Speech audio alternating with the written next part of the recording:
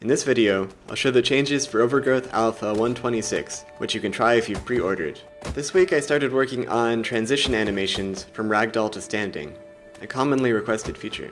If you fall on the ground, you can still press Shift to roll out of the fall, or you can just wait to stand up. The animations are still rough, with a few sliding contacts, but I'll work on that more later.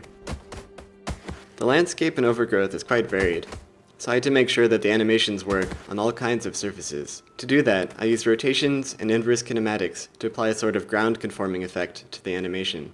I first tested this effect using a basic lying down pose.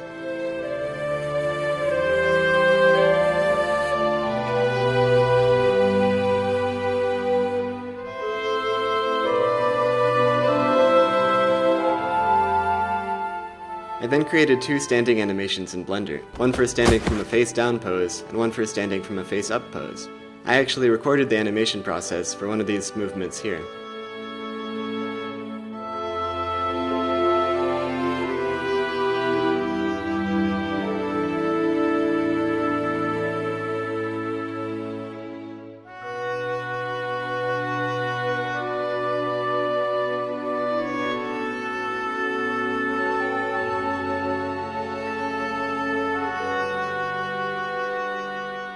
I then set up the animation to start using the ground conform and fade back into normal animation. This way he always starts out properly in contact with the ground, but ends up standing upright.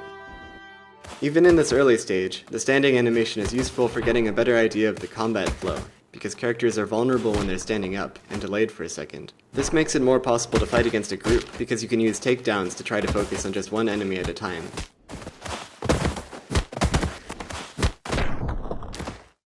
Another new feature is falling damage, which applies to both controlled and uncontrolled falls. With an uncontrolled fall, you can knock yourself out pretty easily. You definitely want to avoid trying to do a flip right before you land from a jump.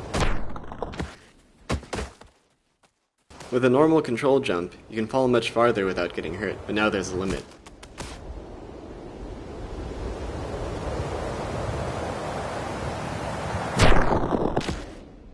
That's it for this week. If you'd like to pre-order and try the alpha for yourself, you can do that at wolfire.com/preorder. If you'd like to hear about development news as soon as it happens, you can follow me on Twitter @Wolfire.